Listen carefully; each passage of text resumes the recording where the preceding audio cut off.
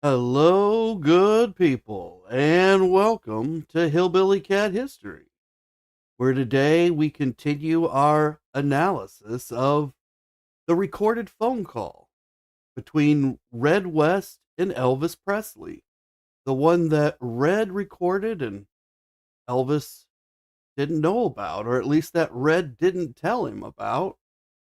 Hi, Gun. Hi, Terry. Thank you so much for coming. Appreciate seeing you both here. We're going to kick it off today with a song. This is what we're going to do with Elvis today, Walking Through the Shadow.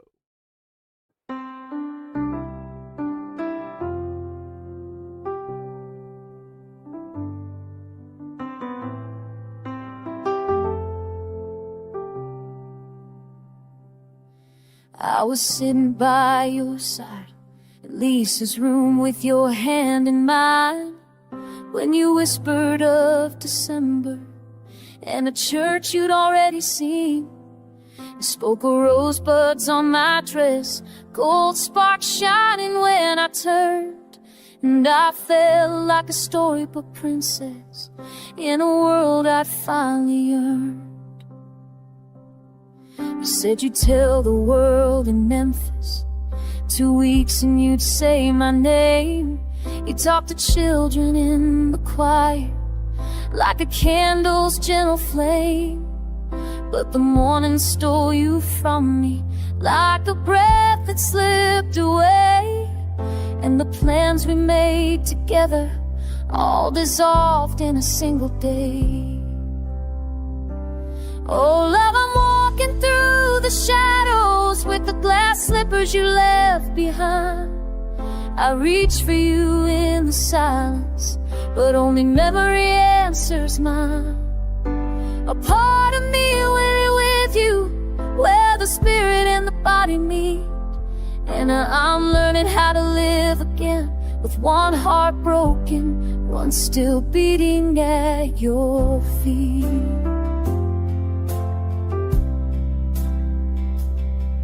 You said life and death were woven, two threads in the same design, but I shook as I knelt beside you, calling your name like it still was mine. Lisa cried and ran from the doorway, her world falling like shattered glass, and I held the ache inside me as the moment turned to pass. You always said that love was light, a spark God placed in every soul. Now I search for it in the darkness, trying to trust what I can't control. If distance closes in the end, then maybe you're not far at all. Maybe you're just in the quiet where the spirit hears the call. Oh, love, I'm walking through the shadows with the glass slippers you left behind. I reach for you in the silence, but only memory answers mine. A part of me went with you where the spirit and the body meet, and I'm learning how to live again with one heart broken, one still beating at your feet. I'll keep the dreams you gave me, no one can take them away, and I'll carry your light inside me till we meet again someday. For love is stronger than sorrow, and faith is stronger than fear, and I feel you still beside me, soft as a whisper in my ear.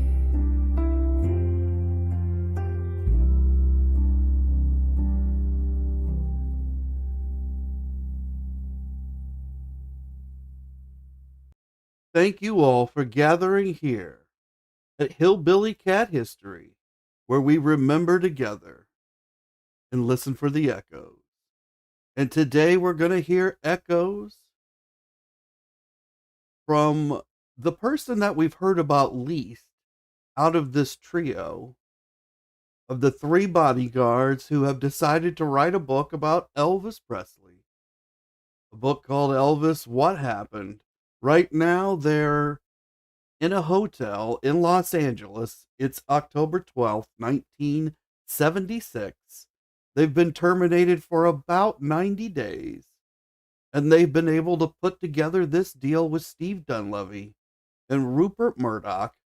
Rupert's footing the bill. He's the publisher of the National Star, the magazine that Steve Dunleavy works for, the magazine that the three were holding in a picture that we've looked at many times. And apparently the magazine that Dave Hebler never saw, because he said, I didn't even know that there was going to be a tabloid thing connected to this. Although Dave also told us there'd been a large number of offers and they had gone through them and picked out the right one. Well, today we're going to hear more of the inside story on the deal. And it's going to come from Sonny West, because he's talked to another paper. Now, remember that Sonny, he was talking to a paper the very day that Elvis passed away. That morning. Perhaps at the very moment. But nobody knew about Elvis until later in the day. And then by the end of the day, they were printing an additional 250,000 copies of this particular book. They started with a print run of 400,000 on August 1st, 16 days before. This particular article is from 1982, September 13th, 1982. So it's a while after Elvis has passed away, because of course he passed away August 16th, 1977.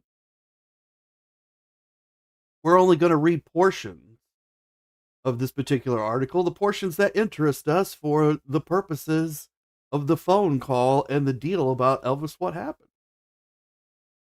This says that West has handled security for Century 2 promotion since March 1982.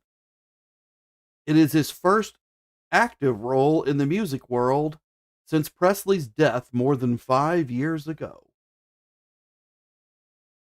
Hi, Tammy. Thank you so much for coming. Appreciate seeing you here. So this is saying more than 5 years ago. In other words, the paper's implying Sonny hasn't worked in 5 years. Not since Elvis passed away.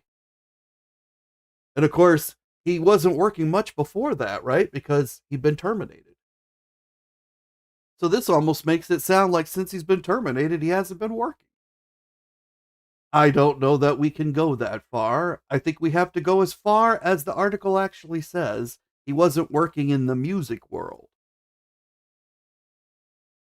We haven't really looked at what else he's doing, haven't seen anything else that's told us yet. We know that he owns some horses.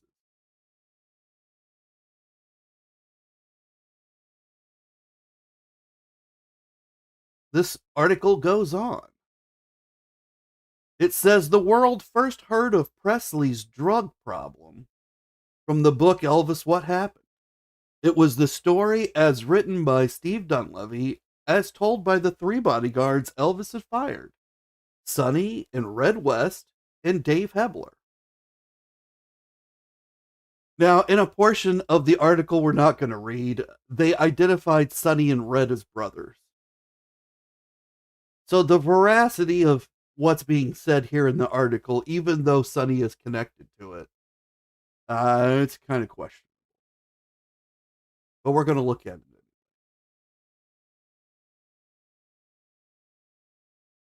Because it does have quotes from Sonny, so I assume we can depend on those.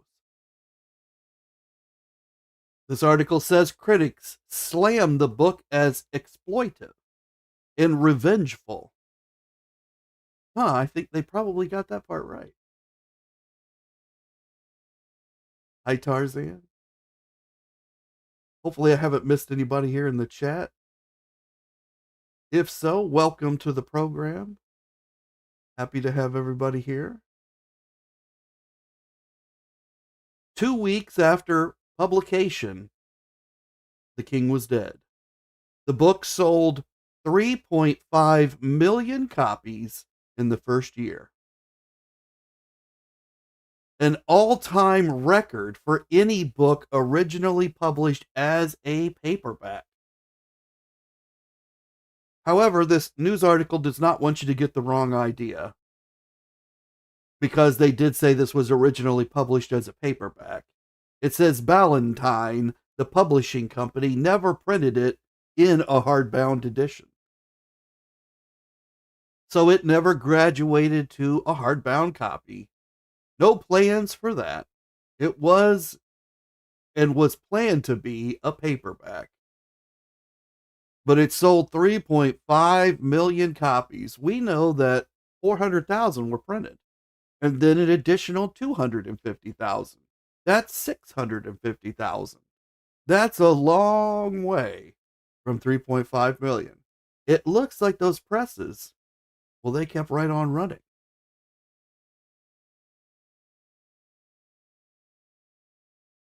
And Tarzan says, I wonder how they felt when Elvis died a few weeks later. Well, we've heard from them tell us, and they did do an interview, Sonny and Dave, and they don't feel responsible. But we'll get to where they tell us in their own words. Don't let me speak.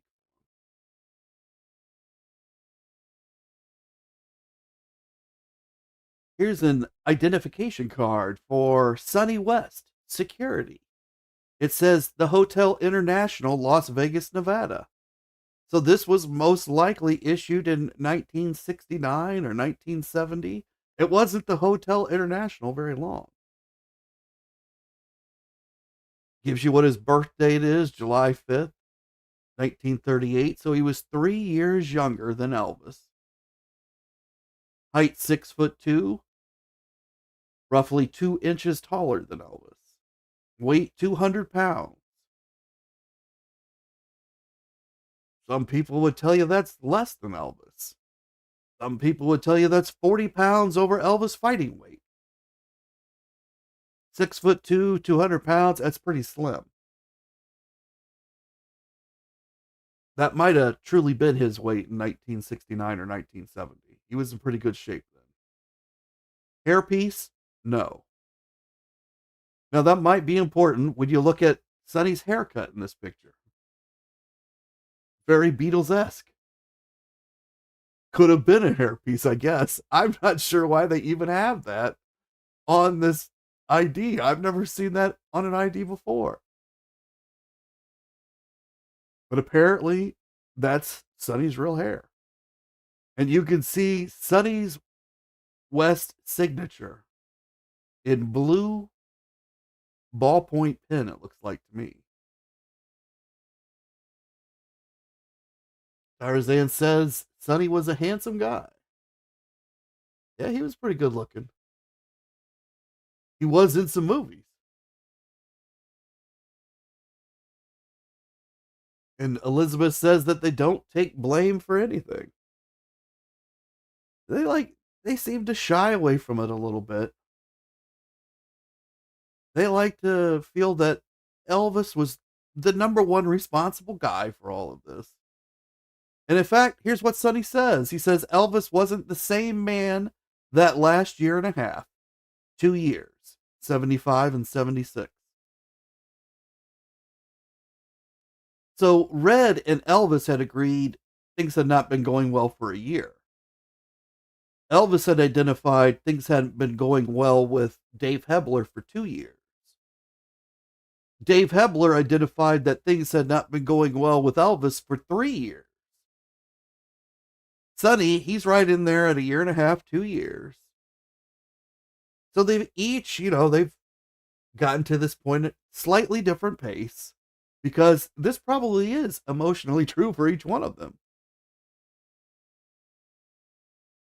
That Dave felt it was 3 years previously, and by that second year, when there was only 2 years left, basically, that's when Elvis started noticing it. Oh, wow, Dave's changed. And according to Dave, that matches right up. He'd started changing a year before. Sonny starts sometime about 1.5 years, 2 years before. That's roughly what Red was telling us. Hi, Emma. Thank you so much for coming. Appreciate seeing you here. Tammy says that, Elvis was a human being. That's right.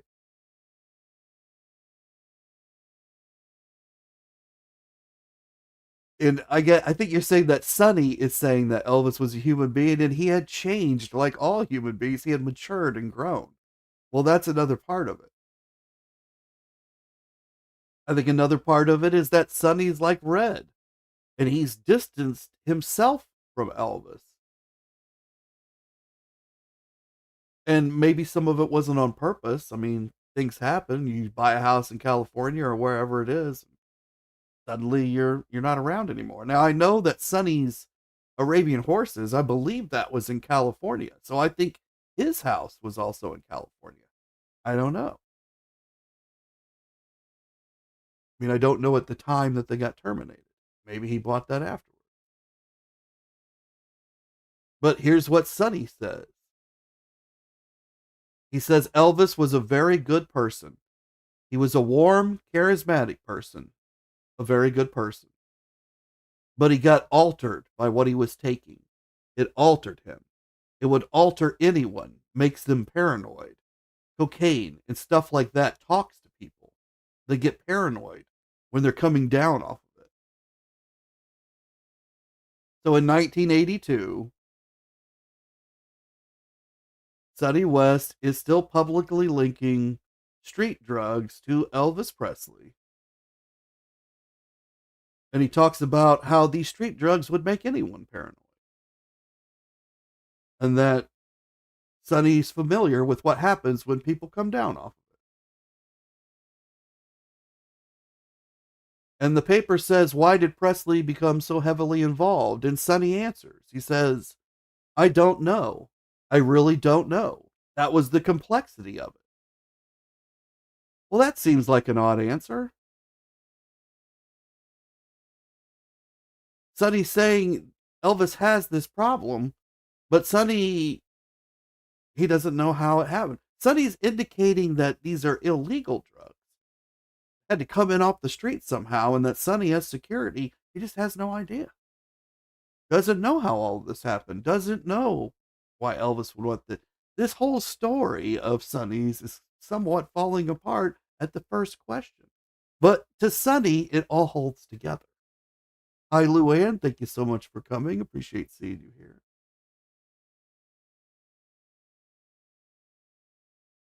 And Tarzan's asking what was the pharmaceutical Elvis was taking. Well, he was taking several. And I do have some videos from a while back where we go over some of those, and you can see pictures of the actual prescription bottles, which Dr. Ghanem was collecting at his house, even though they were prescribed by Dr. Nikopoulos or other doctors. So while Elvis was there in that coma or whatever that Dave Hebler was referencing, Dr. Ghanem's collecting Elvis memorabilia, specifically medical, and he's hoarding it for a later time. I guess you could describe it differently, more charitably, but I don't know. This kind of strikes me odd that you would keep a man's empty prescription bottles, even if you were the doctor. Like, you could just write down that information if you really needed it. Of course, Dr. Ghanem, he never contacted Dr. Nick to let him know what he was prescribing or giving to Elvis. So Dr. Nick was working in the blind, but not Dr. Ghanem. He had the bottles, so he knew what Elvis was taking. Here is a Bureau of Drug Abuse Control U.S. agent, FDA, which I believe would be the Federal Department of Agriculture, but I'm not sure. Maybe it's alcohol, tobacco, and firearms, but that would usually say ATF. Now, Sonny is connected to this badge. And Sonny and Jimmy West or Jimmy Velvet. Now, Jimmy Velvet is a guy who collected a lot of Elvis stuff, and some of it we see show up and it doesn't have any provenance. Well, this piece does. It's a piece that's got provenance from Sonny West. Hi, Chillin. Thank you so much for coming. Appreciate seeing you here.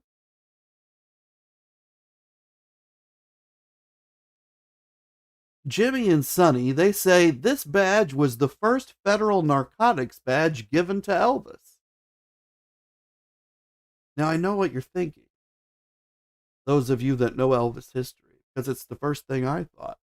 Sonny West, narcotics badge. This is the White House. This is the badge Nixon gave to Elvis. Oh, no. This is not that badge. However, Jimmy and Sonny say it was given by an agent to Elvis in 1970. Elvis then began an effort to become an undercover agent. So I don't think this was given to Elvis as, hey, Elvis, you're now an undercover agent. This was given as, this is what one of these badges looks like, Elvis. And I'm giving you this extra badge I have, honorary badge, something like that. Don't really know. Story's not detailed enough. Jimmy and Sonny say he succeeded in getting President Nixon to authorize his commission after a visit with the president at the White House. Sonny West was present at the White House when Elvis achieved this. Elvis then gave this badge, this one that he got first, this non-official, but this is what it looks like, Elvis badge. He gave this to Sonny West. And that's how it got to Jimmy Velvet. So this particular badge, it started a quest. And we know that that's true because we all know that Elvis got that badge at the White House. So this is a significant badge. It was owned by Sonny West after it was given to him by Elvis, after Elvis had kept it long enough to serve its purpose, to take him where he needed to go to get the real badge. And Luann saying that it's a mishap that the other doctor wasn't arrested. I don't disagree with that. I'm not sure Dr. Ghanem had Elvis's best interest at heart. Hard to line it all up but that's what we've got to do. We got to line the timeline up and then we'd have a much better idea. But now that we have Dave Hebler connected to the story and he's in Dr. Ghanem's living room and he's got a gun and people are scared. Well, I never realized that was all happening. And then Jerry Schilling is somehow connected to this. So I don't know if he got there after Dave left or what, because Dave's only there an hour. It must have been a heck of an hour for whoever was there, though.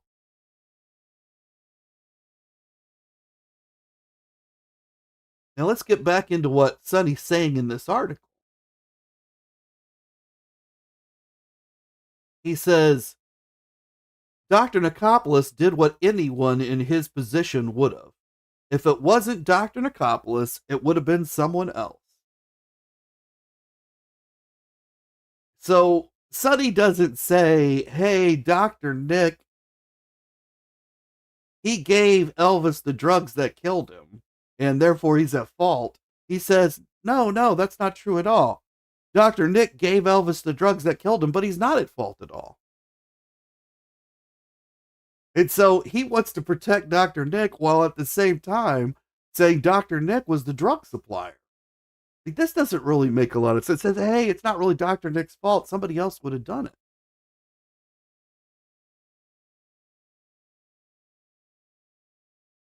And Emma says that Dr. Ghanem troubles her as well. And then Sonny says 1975 was when Elvis started letting some of the things sneak into his performance. Used to be he was always ready for a show, but all of a sudden he'd get up later. And he'd come down and he was slurring some during the performance, forgetting lyrics of songs, canceling performances. Now, these behaviors that Sonny is noting, these are true. These things did happen. Sonny is interpreting that to mean Elvis was messed up on drugs, that it was the drugs that were causing this and an addiction on Elvis's part that required him to continue taking the drugs. Hi, Cassandra. Thank you so much for coming. Appreciate seeing you here. And she notes that the 70s get complex with the multiple doctors prescribing medication for Elvis, and that is absolutely correct. So, Sonny's noting that this is 1975. Now, we know, because we've looked at other articles, that Dr. Nick is saying in 1975, he discussed a colon surgery with Elvis. And they specifically discussed it because Elvis's colon had become so enlarged, it was pushing his stomach out. And Elvis wanted to regain his trim appearance. Now, we know that he was working out 5 nights a week or more for long periods of time at the racquetball court. So he's serious about this. And Elvis wants to do this surgery, but then Dr. Nick talks him out of it, according to what Dr. Nick says. You know, we're not taking anybody else's word on this. This is what Dr. Nick says. That's this time period that Sonny's talking about. Now, if Elvis's colon had enlarged to the point it's visible to both Elvis and the doctor, as well as other people, although they don't understand that's what they're seeing, that probably means his pain has gone up and the other associated issues that are going on with this colon, like the enlarged heart and the enlarged liver. The liver's definitely a problem because he ends up in the hospital. So Elvis is not ready for every show. Of course he's not. His body's falling apart. He and Dr. Nick are experimenting with all these different drugs to try to keep him going. And it's not fast enough for Elvis. He's not getting the results he needs or wants. Therefore, he's involved other doctors. This is why he's getting so into this pharmaceutical book. But all of it is connected back to these medical issues. Sonny and Red do not see this at all. Dave does not see this. But we know this because of what Dr. Nick has said and what he and Elvis were talking about.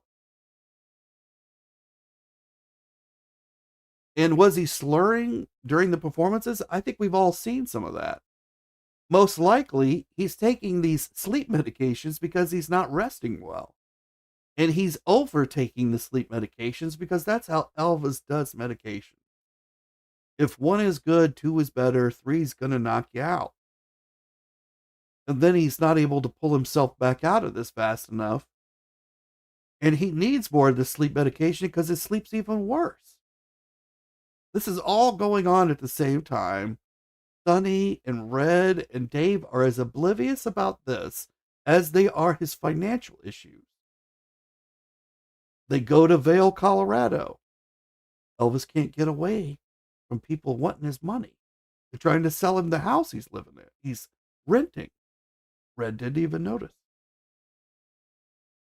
Red does notice somebody's going around using Elvis's name to collect a lot of money from other people for Presley Courts. Red knows it's wrong. He knows it. But he doesn't tell Elvis. You know, so there's a lot of things that are going on here. There's things that these men don't know. And Elvis has told them that many times. He's told that to Red on the phone call. You don't know everything that's going on.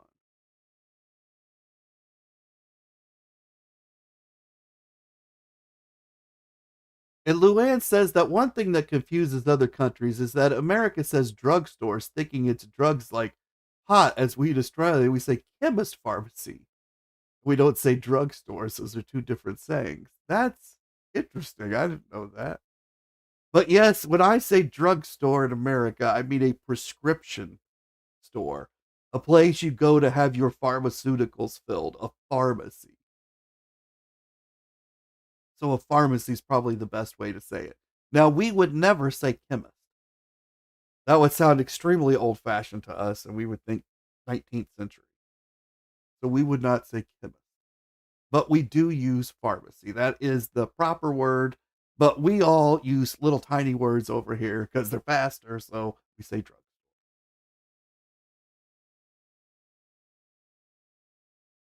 And Emma says they say chemist or pharmacy in England as well. That's good to know. And Sonny says about being terminated, he says, sure, there were sour grapes on my part. I was bitter. I was hurt. Yes, sir. Didn't have any money. Never paid us enough to have any money saved up.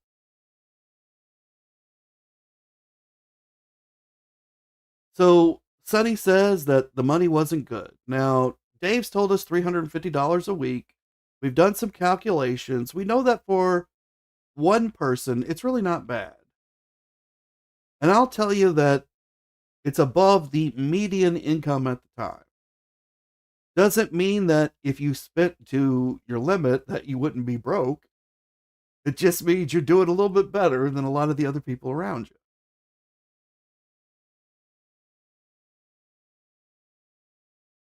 But Sonny says that's not enough to save any money up. I'm sure a lot of us have thought the same thing as we get our 2-week paychecks and there's just not enough to save anything, but somehow other people do it. So it is possible, but for Sonny, it did not seem possible. And he did have spending habits that had been, it was matching the other people in his circle. And Gunn asks, would Elvis have lived through a surgery if they'd done it? So that's a great question. In 1975, would he have lived through the surgery? So one thing to think about is these surgeries were very new. That's why Dr. Nick didn't want him to do it. It would have been slightly less risky by 77 because they would have some under their belts, basically. But Elvis was in much worse shape by 77 physically. So the question then is, would he have survived because of his enlarged heart and his other medical issues? Those wouldn't have been as bad in 75. So I think his chances would have been better in 75. So maybe. Would he have survived in 77? That is a much tougher question because his body was under extreme strain at that point. So I just don't know. Now, if he had lived into the 80s and they could have done it then, almost certainly he would have survived. But then again, he did have these other issues. So there's a whole lot of stuff going on. And I don't think anybody can tell us with certainty what really would have happened. And Tammy says that these three could have got a real job and that they sucked up the luxuries.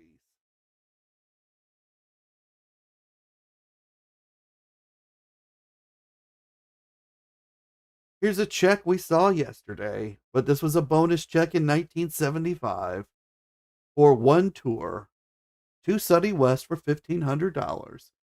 Now, I think for what I've read, it was common for Elvis to give a bonus at the end of every tour. So there would have been multiple tours every year. This is about 4 weeks of pay, so it's about an extra month of pay.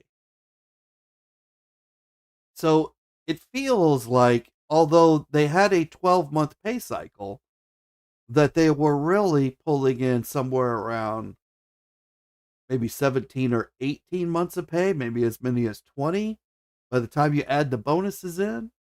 At least Sonny, not sure. Not sure that Dave got this bonus or that it would have been the same. All we can see is this one. But if we extrapolate off of it for Sonny, well, he was definitely getting more than 12 months of pay per year. Now, there's different tax implications too, but it's a good chunk of change all at one time. And there's more than one of these bonus checks coming every year. I'm fairly certain. I don't even know if that would include the Christmas bonus that Elvis traditionally paid that we know of.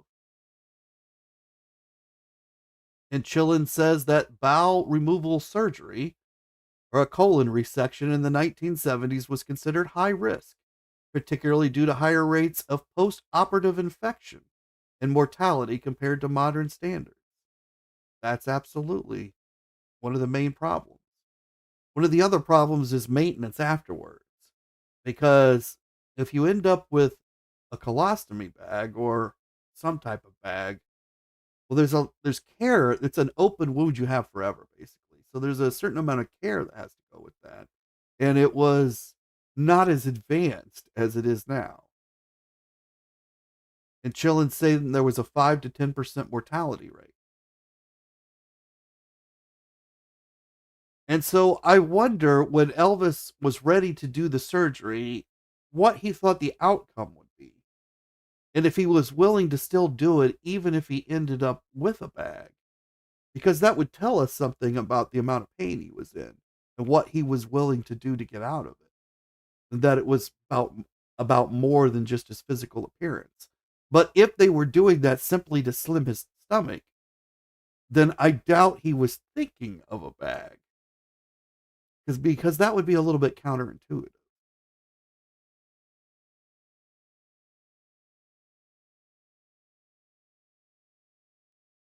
And so Sonny says, sure, there were sour grapes on my part. I was bitter. I was hurt. Yes, sir. Didn't have any money. Never paid us enough to have any money saved up. They were right. I was looking for bucks. I was bitter and I was hurt. But I also loved him and would have gone back in a minute and would have gone after anybody who hurt him. He was like a brother, an older brother. So Sonny says he would have gone back if Elvis had asked him. Dave Hebler said the day after he got terminated, Dave flew out from Memphis to Las Vegas, found Dr. Ghanem's house in a private gated community, went into Dr. Ghanem's private residence where Dave Hebler had no business, with a gun openly displayed in an open carry position, probably on his hip, demanded to see Elvis. And while he ranted in that living room, said that he would never take his job back. He didn't even want it. But Sonny says he would have taken the job back. Well, Red's kind of ruining that for Sonny on this phone call, because Red's not making any leeway for anybody to come on back or get asked back.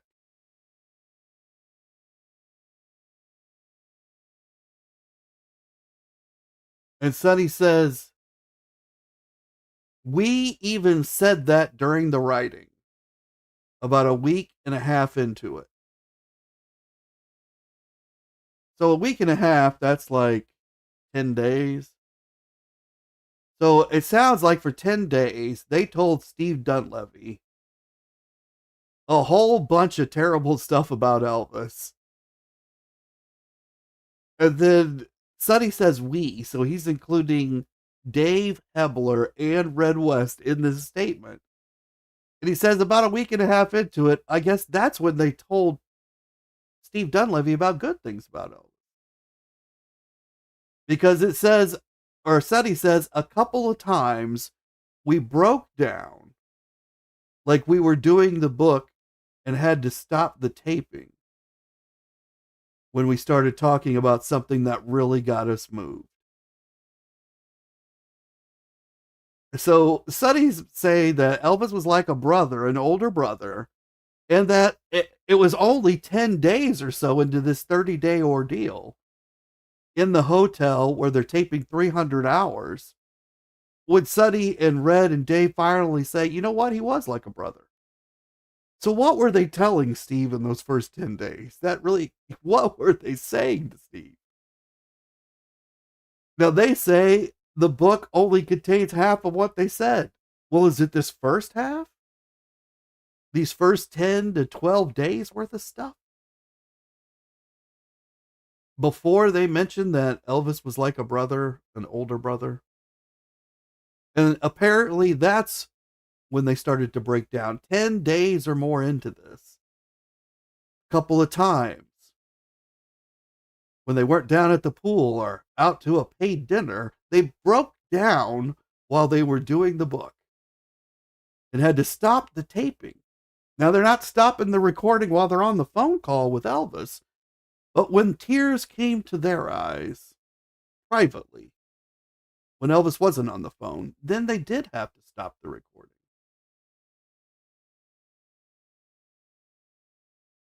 Because they had been moved by what they had said. Now, I guess that's about memories about good things Elvis had done for them. They didn't want to get that onto the tape and to stop that recording. And they said, or Sonny says, even the writer had tears in his eyes. He was bawling like a baby. So they told some kind of stories that made Steve Dunleavy cry. Can you imagine what it would take to make a man who did nothing but write tabloid stories for a living, a muckraker, to make him cry? That must have been a heck of some stories. I don't know that those made it into the book. I mean, I've read that book, and I'm not sure those stories are there. Apparently, they were told sometime 10 or 15 days into this. And then Dave Hebler says, the third reason I was willing to be part of Elvis What Happened was because I, along with Red and Sonny, really did want Elvis to wake up and realize what he was doing to himself and to everyone around him. We tried the best we knew over and over while we were working for him, and we got fired for our efforts. Even though we were fired by somebody we loved so much, we still wanted to make the attempt to see if we could do something that would motivate him to seek help and stop the train wreck that he was heading for. That's Dave Hebler. Dave Hebler wanted to help Elvis so much that he took his gun and he went to Dr. Ghanem's house, private residence where he had no business, in a gated community, where he had to buy a plane ticket to go from Memphis to Las Vegas to get there. And then he demanded to see Elvis and be fired like a man. And all he really wanted was what was best for Elvis. And that's why they're on this phone call taping it. Because they need to do what's best for Elvis.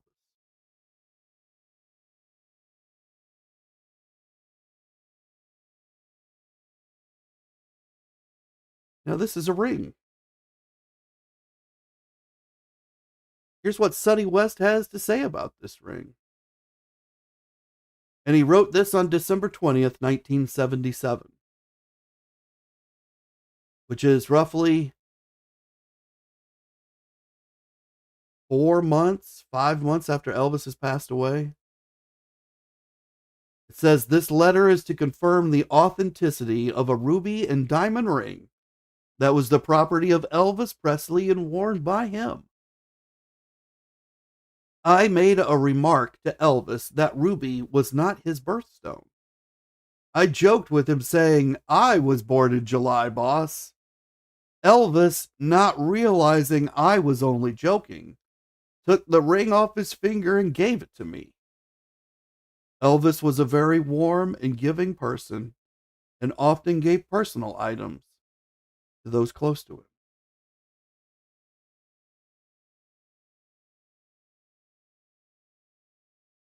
So this ring that Elvis gave to Sonny because he was close to him, Sonny let it go a few months after Elvis died.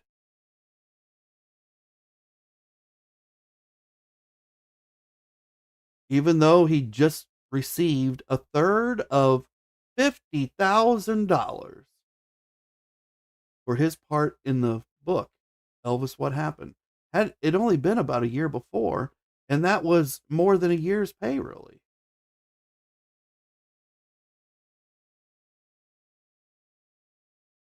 But he had to let this thing go. And Sonny says, all I could think was that he was gone. It wasn't right. I went into seclusion for a day and a half. I talked to nobody but my wife. So this is about the day that Sonny found out that Elvis died. He says, I went into seclusion for a day and a half. I don't know if Sonny remembers this, but Sonny did a television interview the day after Elvis died, along with Dave Hebler. So in the morning, Sonny was doing an interview with a guy in Chicago. I don't know if Sonny was there in person or not. I'm going to guess that he wasn't. But that morning, he was talking to that guy. That afternoon, the world learned Elvis passed away. The next day, in the afternoon, Sonny did a press conference that everybody in the Elvis world has seen. They all saw it that day, and people have seen it many, many times since, and I've even shown it here in some episodes. But Sonny says he went into seclusion for a day and a half. What day and a half is Sonny talking about? You're telling me that Sonny was able to set up this interview in seclusion? And the day, where is the day? Because it doesn't fit into the timeline. Sonny is rewriting history in his own mind and then telling us this 5 years after Elvis has passed away, that he went into seclusion for a day and a half, which is just absolute nonsense. But it seems like Sonny doesn't notice it. And he says, I talked to nobody but my wife. So you set up this interview by talking to nobody but your wife. I guess that means his wife set up the interview. I don't know. Sonny says, it took me a couple of years to get over his death. I'm not sure what that means either. Does that mean that he didn't talk about Elvis during that period? Because there's this letter he wrote that went with this ring. I mean, I guess that's not technically public. I think that piece that Jimmy Velvet picked up, this badge, I think this was around the same period, because that's when Jimmy was getting all his stuff.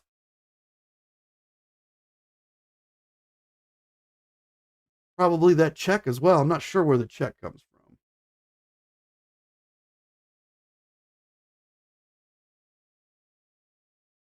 But Sonny says he talked to nobody but his wife. He says, it took me a couple of years to get over his death. I don't know if he's blaming Elvis there for not working for a couple of years. I'm not sure what he was doing those years. And then Sonny says, it comes down to a man himself. You can't protect a man from himself. If he doesn't want to help himself, you can't help him. A man has got to help himself. So what it comes down to was all he had to do was say no, or I needed help.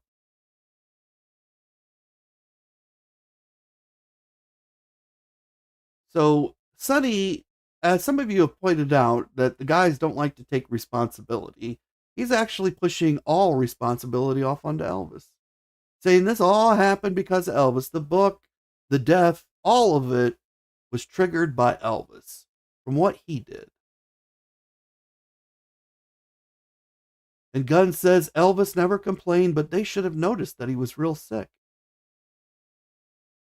It's funny how much they like to talk about Dr. Nick. Like in this particular article, Sonny is defending Dr. Nick, and yet doesn't seem to feel that Dr. Nick was truly treating Elvis.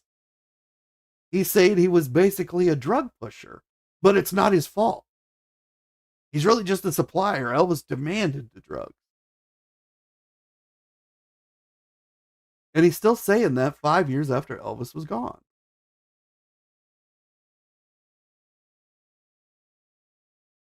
Now, I got one last thing that I want to show everybody before we end today's look at Sonny West.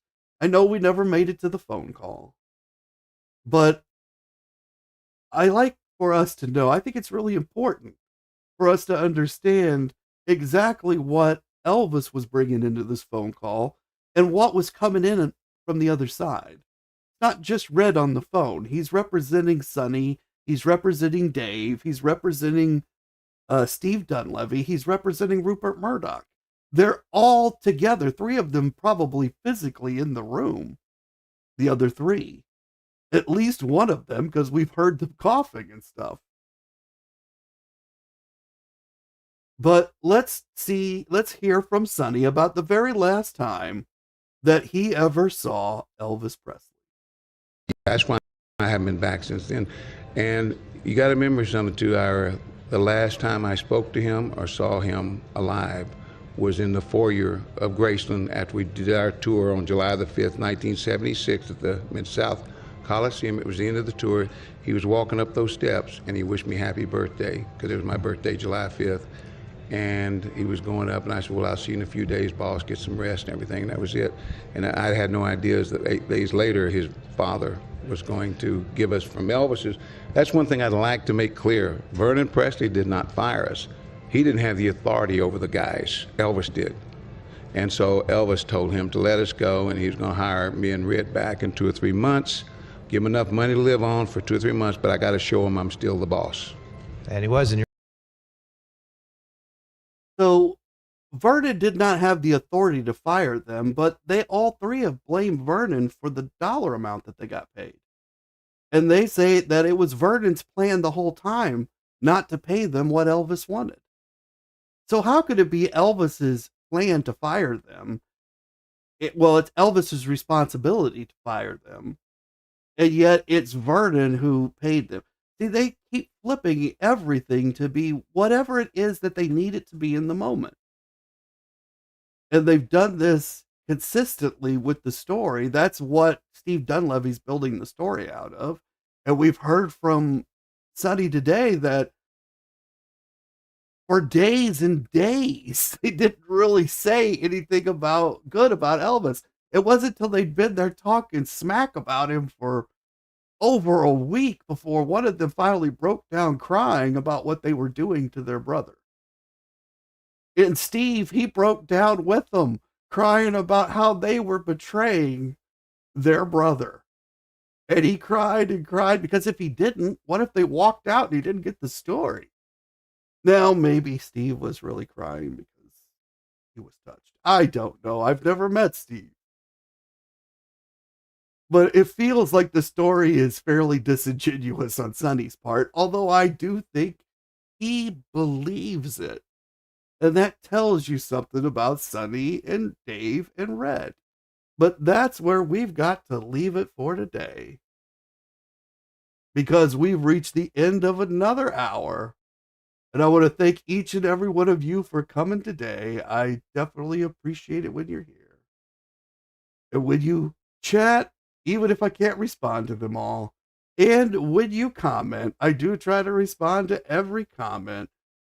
So if you watch it on the replay, come on back and leave those comments. Make sure you hit the like button. and that you are subscribed so that you'll be able to finish out the analysis of this phone call with us. We've still got plenty more to go. And we're going to do all that in our upcoming episodes. Until I see you all again, this is Sealed in Gold, and you all keep on taking care of business.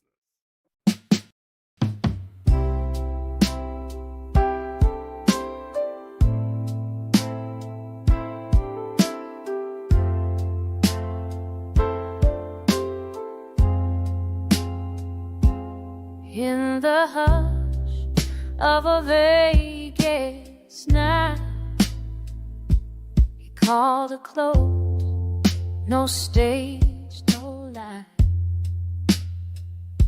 Slipped a ring on both her hands, no crowd to cheer, no wedding band, just love, just breath, just time grown old, a vow unspoken, sealed in gold. Two hearts caught in 24K, in peace, in quiet display.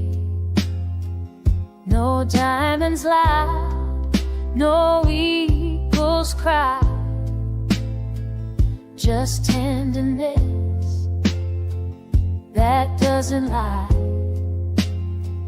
Worn near her skin, where stories hold a whisper of him, sealed in gold.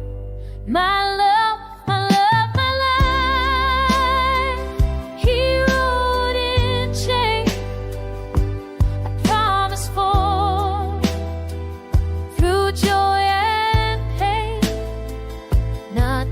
to give, but something whole, the myth, the memory, sealed in gold. No velvet throne, no final show, just gravel roads where true love goes. He gave her life, he gave her soul, and left behind a heart to hold. He loved my life, he wrote it in chain, a promise forged through joy and pain, not just to give, something whole, the myth and memory, sealed in gold, sealed in gold, sealed in gold.